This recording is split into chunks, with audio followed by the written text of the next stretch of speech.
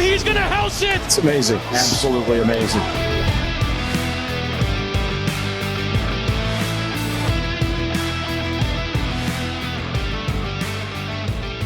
What's going on, everybody, and welcome to another Angle of Pursuit podcast, your fantasy football, sports betting, and NASCAR home. I am your host, Kyle Robert. You follow me on Twitter at NotoriousKRO. With me to break down the NASCAR All-Star Weekend, the Open race, also the All-Star race, how it all works, and how we can make money betting it. It's Brian Twining. What's up, Brian? What's up, Kyle? Yeah, I know last year, I'm pretty sure we used this as a bye week, but as we get further entrenched into the NASCAR itself, this is definitely not something to pass over, as I feel like there's a decent opportunity to have a potentially good weekend here. I'm excited for the little wacky nuances for this weekend's race, but yeah, I'm ready to dive into this thing.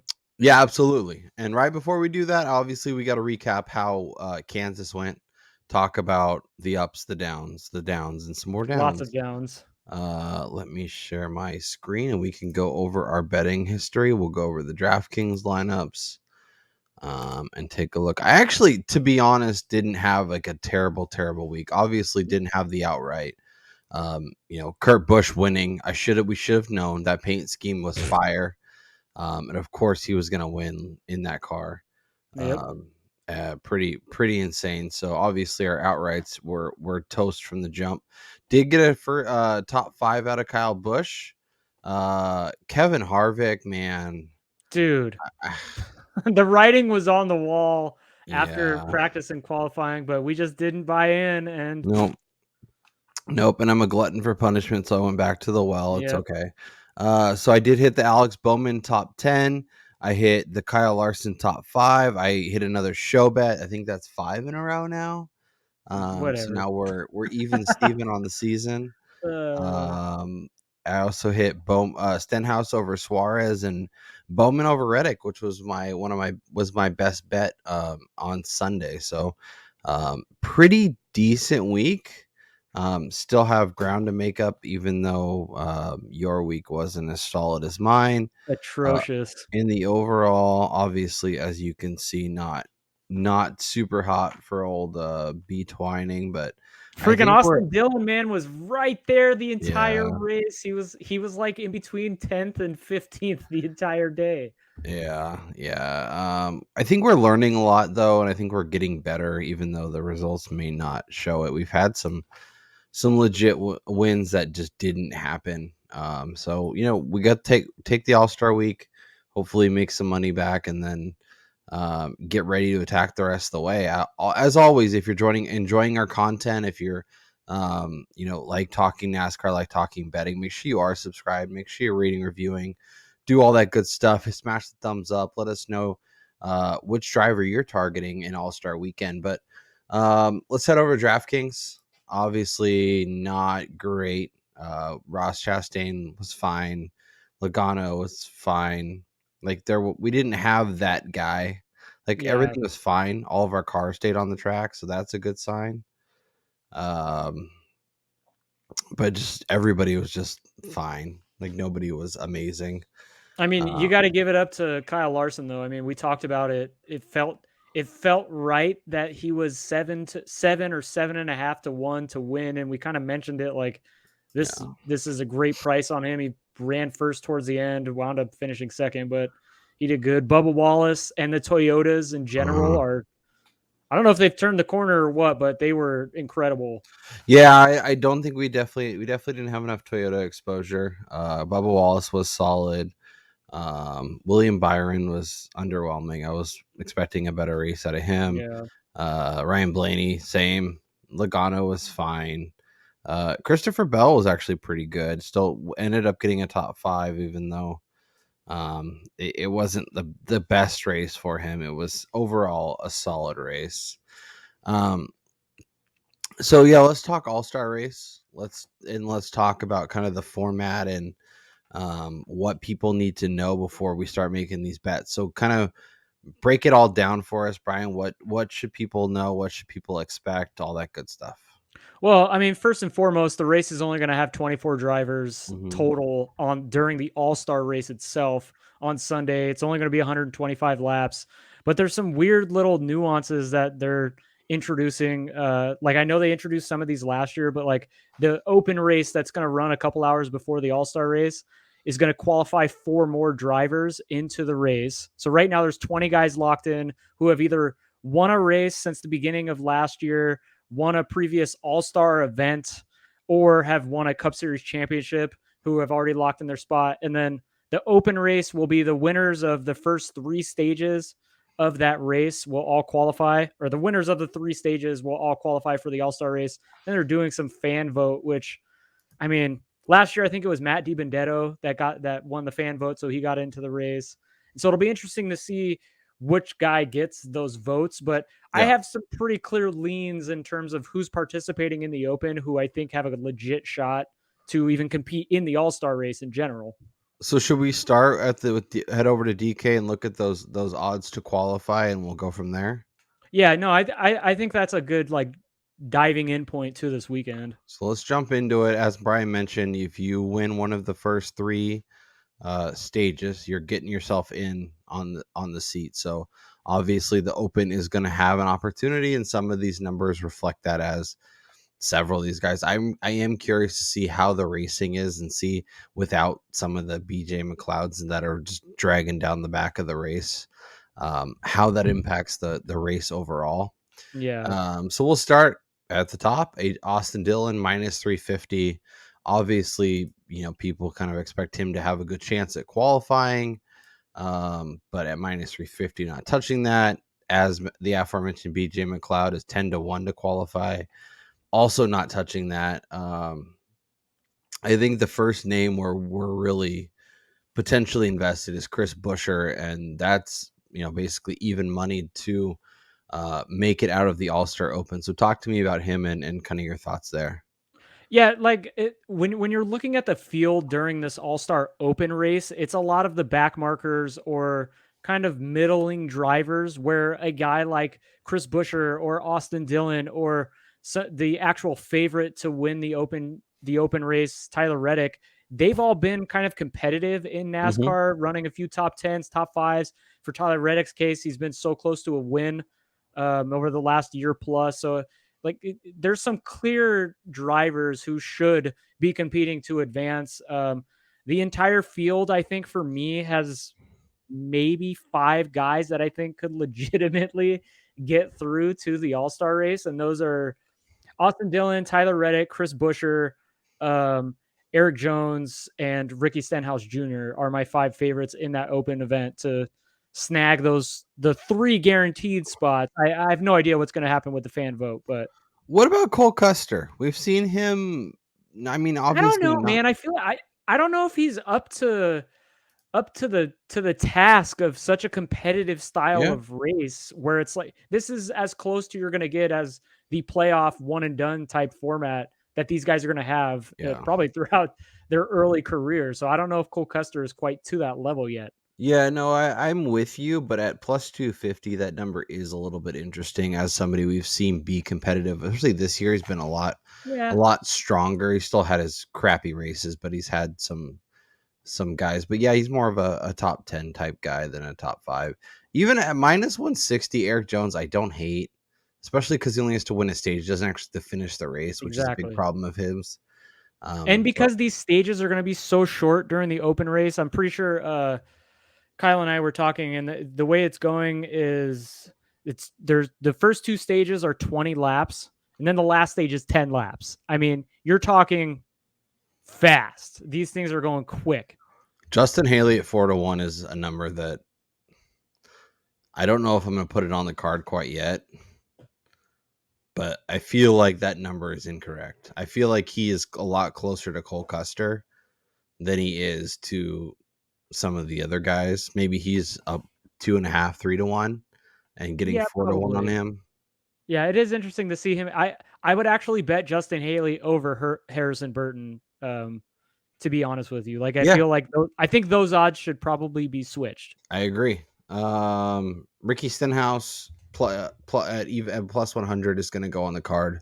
Well, what's interesting about Stenhouse is obviously you know that he's probably going to spin out at some point, but with these stages being so short, I Yep. mean, you're mitigating the risk that hopefully he gets it done on stage 1 and then it doesn't even matter what he does. Exactly. So I just need him to make the All-Star race. I don't need him to win the All-Star race.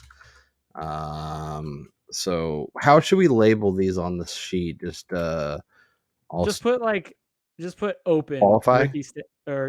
qualify for All-Star or qualify AS. Right, Yeah, there you go. Perfect. Ricky Stenhouse is going to go. What about Gilly Gang? Todd Gilliland had some optimism for him, but he's probably more of a DFS guy than somebody we really think can win on one of these. I'll win one of these open spots. Yeah, I don't. Dillon, I mean, I know Tyler with the Reddick. short stages, it's really you're gonna maybe we see something wacky happen. But for instance, Tyler Reddick won a stage last year, so he should be in the All-Star race regardless of having not had a win. I mean, when you're looking at the top 20 drivers, he's definitely inside. And if Chase Briscoe doesn't run into him, he probably is already qualified. So exactly, and Chase Briscoe's in this race. I do wonder though, with the shorter laps, like, does it open up more chance for weirdness, or does it just does it really lock in those elite guys? I think you're really going to see the speed difference between elite guys like in terms of actually like for this crew. I'm gonna add Eric Jones to qualify too. I know it's just for instance, like Tyler Reddick, he should probably be like 1 to 10 to qualify for the All-Star race. His worst finish at Texas Motor Speedway is 15th in the Cup Series. And this is in a legit race, not the All-Star event. He won a stage last year in the All-Star event. Like we said, he's been so close to actually winning a race. It would be a major disappointment if he does not qualify for the race later that evening. Yeah, I think I agree. So if we're assuming Reddick gets the one spot, and we got 2 more spots, and maybe Reddick. I mean, I guess if he wins a race, wins one of them, it doesn't matter. But my guess is the 4 are Austin Dillon, Tyler Reddick, and then some combination of Eric Jones, Daniel Suarez, Chris Buescher, and maybe Justin Haley, like some combination of that. Yeah, but Buescher is on my card. I'm really interested to see who's going to win the fan vote though, because those guys don't even have to do anything. Right. So when do they do the fan vote, before or after the race? So I'm pretty sure they're going to announce it during the race. Okay. Because I could see Austin Dillon winning that. I could see Tyler Reddick. So apparently, as of right now, this was written Monday. The polls close Friday, May 20th at noon Eastern. Okay. So those people might not even race. The top 4 drivers in terms of vote getters are Eric Jones, Corey LaJoie. So watch out for LaJoie qualifying. I wonder if that would cash 6 to 1. But I wonder if that would cash as he actually qualified if he gets in with the fan vote. Oh no, it says driver to qualify for All-Star race by winning a stage. Yeah, I am not betting Corey LaJoie. No. So I'm betting Ricky Stenhouse at plus 100. I'm betting Eric Jones at minus 160, and I'm putting a quarter unit on Justin Haley at 4 to 1.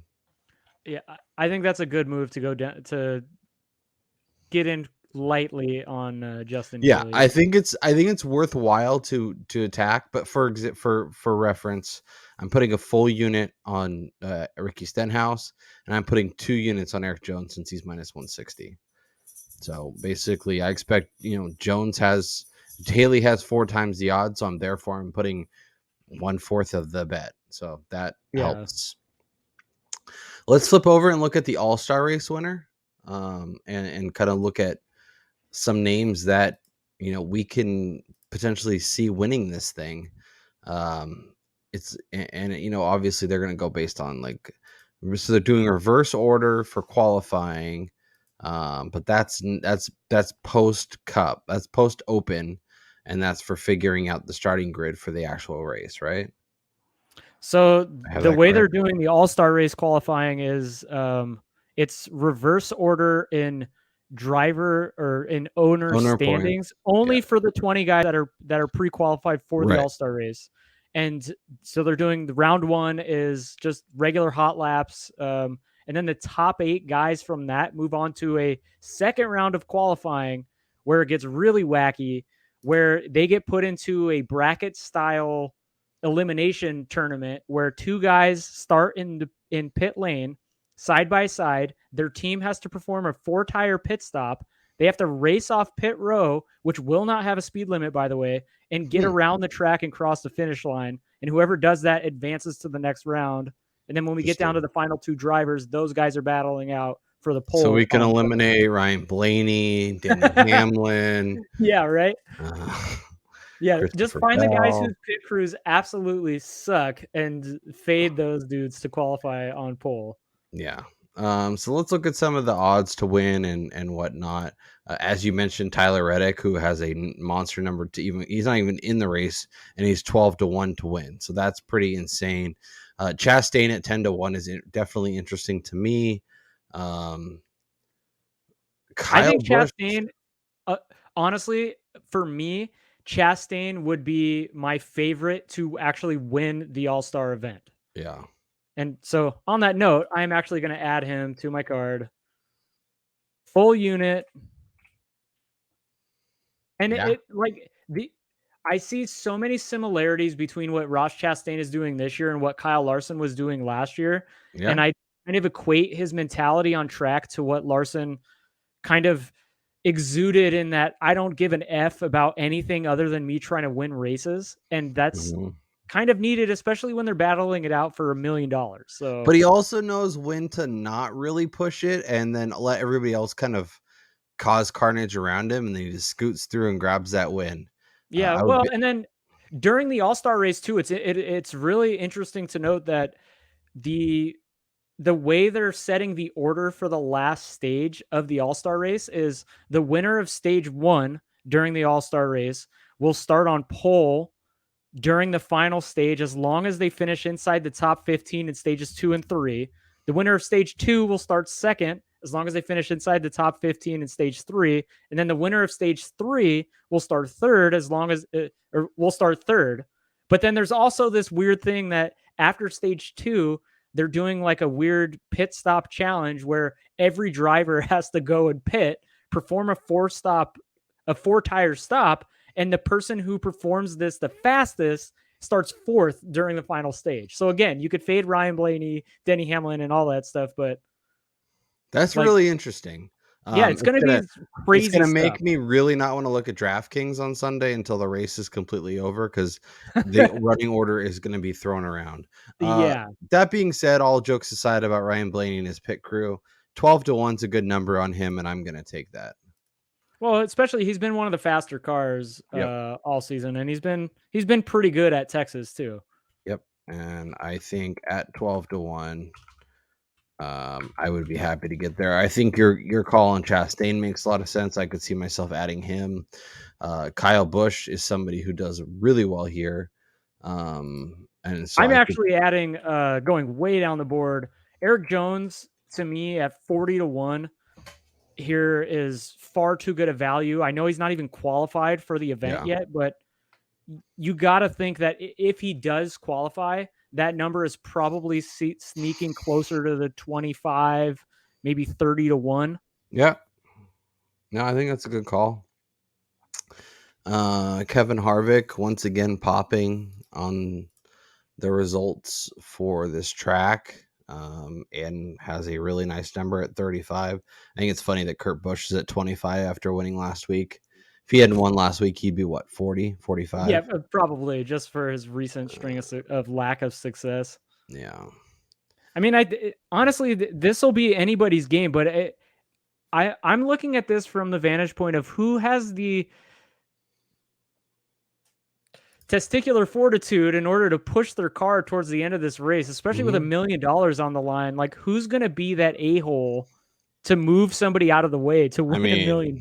there's 3 names that instantly come to mind. First one is the aforementioned Kyle Busch. The next one is, what does this guy do when he needs to move somebody? No, he's just going to wreck the entire field. And well, who's going to be the beneficiary? Because he's not going to win, but he could. No. Although after Kurt Busch won last week, maybe it's a run for the olds. Very true. Our guy Alex Bowman could be interesting. Joey Logano loves to run into William Byron. If those two guys are near the front, I mean, good luck. I mean, it's also interesting too. So Kyle Larson won this event last year, and he's actually won the All-Star race twice. Yeah, and he's 6-1. I mean, plus 150 to top 3. I don't know if I'm going with placement spots. This week is probably not the best week to do. No, that. It's probably the week, and we talked a little bit before the show, but it's probably a better week to find some head-to-heads and some matchups or some groups where you think you can find an advantage. Yep. It's interesting too to look at like the results, because there's some guys that have done well at Texas, but then you look at like, oh, they only do well when it's like, you know, in the fall race and when the tire wear is different and it's not so hot, or versus now where the tire wear is going to be different and, you know, different things. So I think that's why for me, like Eric Jones, he's favored to qualify for the race. Yep. He's 40-1 to win the All-Star race. His worst finish since 2017 is 22nd here. He has 6 top 10s in the last like 8 races at Texas Motor Speedway. He's shown at times this year to run pretty consistently inside the top 10 in terms of speed. And with the shortened stages and the shortened race overall, to me, he's the kind of guy that has these short, like the short-term speed in order to get to the front of the field and create enough issues that to potentially win this thing. Yeah, no, I think that's a great call. I also like Bubba Wallace, 50-1. If the Toyotas are going to run like they did last week and the previous couple of weeks, and they're going to have that kind of speed, Bubba's also I don't give a flying F about anybody else. I'm going to push my way up to the front here. Austin Dillon is going on the card at 60-1. I think that's a bad number. He's a big time favorite to qualify. I think he's minus 350 or something. Yeah, he's the second favorite out of the Open. He has done well. He actually won at Texas in the summer. He's also done well in kind of more intermediate tracks thus far this year. I was just looking at it. Let me find the numbers so I can provide actual information. But yeah, so he ran at Darlington and at Kansas last week. You know, 9th and 13th, obviously not amazing, but started 21st, finished 13th last week. Obviously should have done better. Started 14th and ended up getting 9th at Darlington. Similar track dimension, is a guy that has popped, and I think could benefit really from this kind of this kind of like track, or I guess race setup. And I also think that he's another guy, like when you mentioned with Eric Jones, that if once he qualifies, that number feels like it's going to shrink a little bit. Oh, I mean, if there's only 24 cars on the track, I don't see anybody being longer than maybe 40-1 if it's like a Harrison based on the price that he's getting in, that they're going to bake in that he's already in the race. Yeah. With his outrights, but I just don't feel like that's the case. So at 60-1, I'm not going crazy on it, but I will sprinkle a little bit. I'm gonna try and be better about outrights in general, because I don't think in the long run, like obviously they're fun, but we don't want to bet 37 outrights every single week, because I think that's a losing proposition in the end, especially if you don't hit one. So yeah, it's very true. Bubba at 50, I think is interesting, as you mentioned. I think once you kind of get down to these guys, it doesn't really feel like, I mean, Buescher, maybe if you really believe he gets in the field, that number probably cuts in half. So if you want some value, but you really have to believe he can win the race, and I don't think he can. I mean, we just talked about it though. If last week was another example of just the weirdness of 2022. Kurt Busch won. So. Yeah. No, I mean, if you're feeling it, he's 100-1. You're gonna get good number on that. Even if you want to put, a tenth of a unit just to see what happens. What has he done this season in the 1.5 miles? Let's take a look at that. So let me go to intermediate tracks and take a look. Let's see. Yeah, started 35th, finished 27th at Kansas, started 18th, finished 16th at Darlington. Atlanta's kind of its own thing now. It's more of a super speedway, so I don't really count that. Has had some decent runs at Vegas, Texas. I don't know. I'm all set. I'm not gonna hitch my wagon to that. But if you wanna go nuts, go nuts. Let's take a look at the driver props to see if there's any potential options. Wow, Tyler Reddick versus Denny Hambone, -105. Any interest? I don't know if Reddick can close, whereas like Hamlin's had some bad luck, but I trust him to. I don't know. You just need Reddick to get that top 5. Chastain -115 versus Martin Truex. I think that's interesting. All right, here's my first one: Kyle Busch, Chase Elliott. I will take Kyle Busch at -110.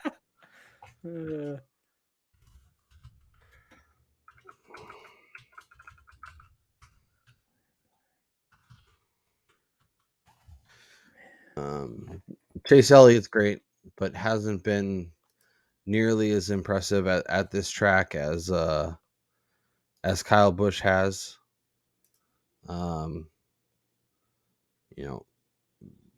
I mean, his last two, I guess he's finished 3rd and 7th, started 6th in both, but started 4th, finished 20th, started 8th, finished 12th, started 14th, finished 32nd.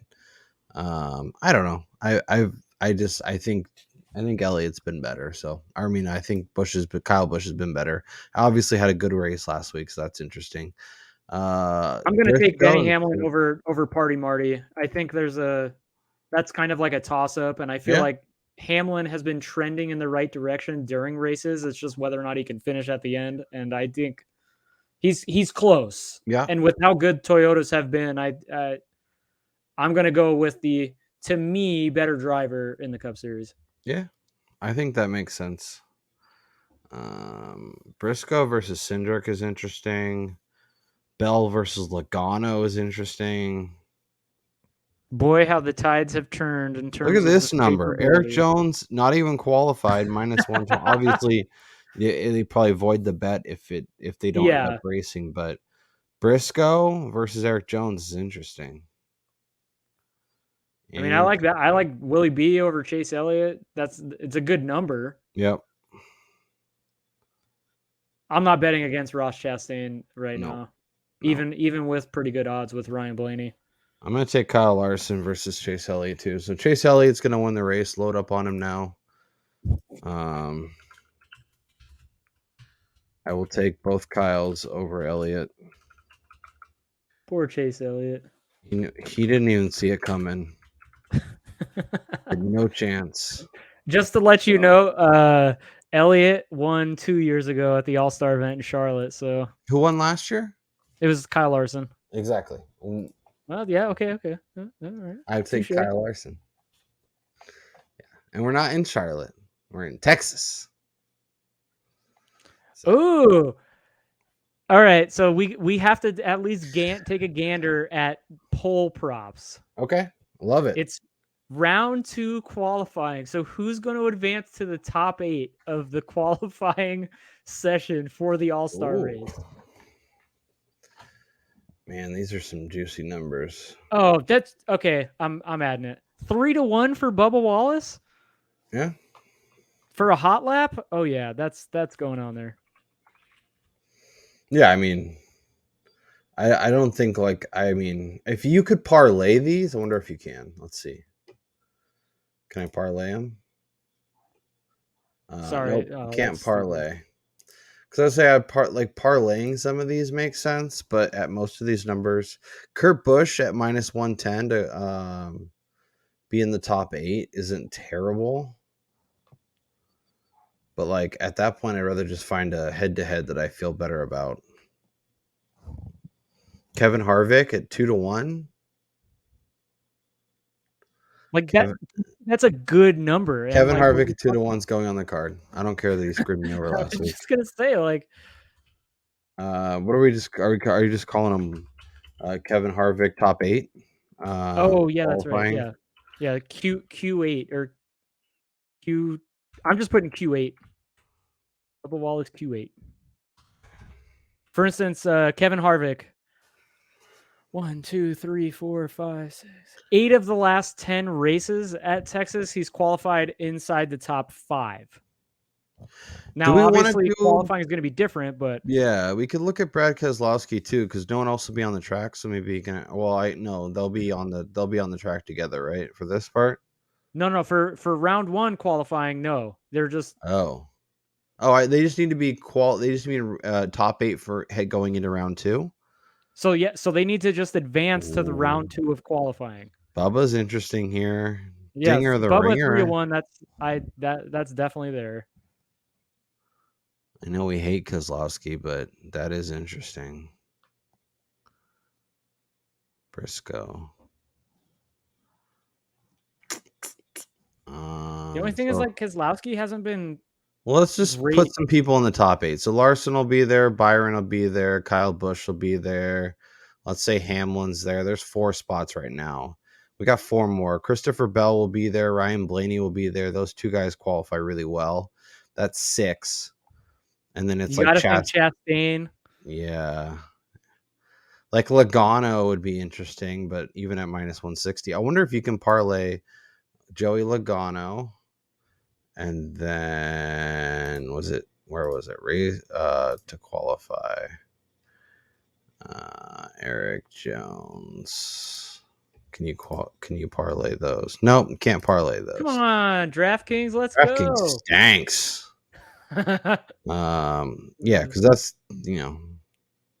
Logano at minus 160, I think is interesting.